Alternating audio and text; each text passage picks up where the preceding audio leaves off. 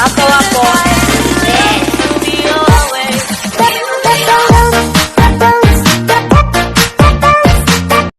Baik, perkenalkan nama saya Yulex Jurumudi, NIM 18010606043. Pada kesempatan ini saya akan menjelaskan materi tentang materi laju reaksi. Yang pertama, definisi laju reaksi. Laju reaksi adalah perubahan konsentrasi reaktan atau produk per satuan waktu. Kemudian kaitannya dengan laju reaksi akan mempelajari tentang teori tumbukan. Nah, teori tumbukan menyatakan bahwa partikel-partikel reaktan harus saling bertumbukan untuk bereaksi. Tumbukan antar partikel reaktan yang berhasil menghasilkan reaksi disebut tumbukan efektif. Kemudian orientasi atau arah tumbukan partikel. Pada reaksi umumnya partikel harus dalam orientasi yang tertentu ketika bertumbukan agar tumbukan yang terjadi efektif menghasilkan reaksi. Kemudian frekuensi terjadinya tumbukan partikel. Semakin sering terjadinya tumbukan partikel atau frekuensi tumbukan tinggi, maka semakin besar peluang terjadinya tumbukan efektif, sehingga laju reaksi juga menjadi semakin cepat. Yang berikut adalah energi partikel reaktan yang bertumbukan. Energi partikel reaktan yang bertumbukan harus melampaui energi aktivasi, yaitu energi penghalang terjadi reaksi sehingga reaksi dapat terjadi. Yang berikut adalah faktor-faktor yang mempengaruhi laju reaksi. Yang pertama, konsentrasi reaktan.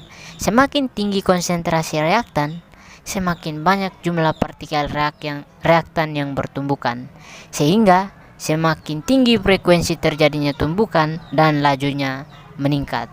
Sebagai contoh, dalam reaksi korosi besi di udara, laju reaksi korosi besi lebih tinggi pada udara yang kelembapannya lebih tinggi atau konsentrasi reaktan H2O-nya tinggi.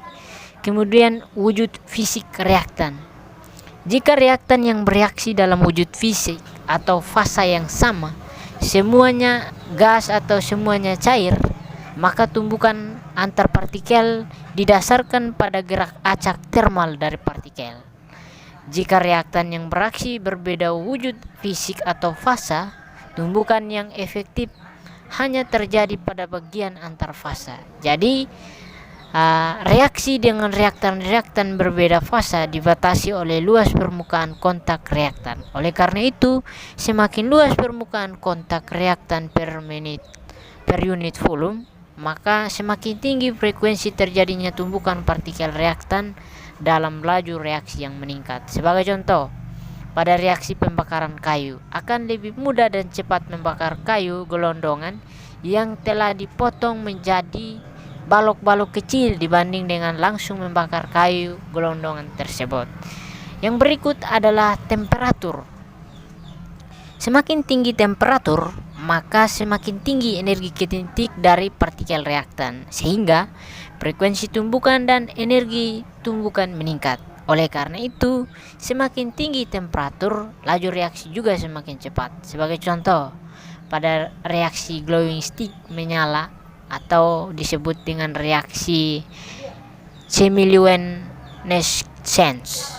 Glowing stick menyala lebih cepat dan terang di dalam air panas dibanding dalam air dingin. Yang berikut adalah keberadaan katalis.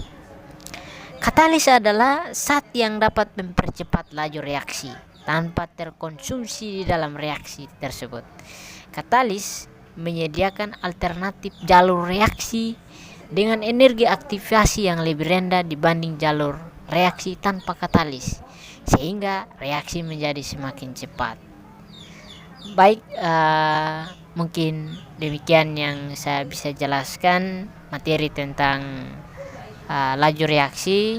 Terima kasih dan salam. Taman rupangan bagus mo injang di dada.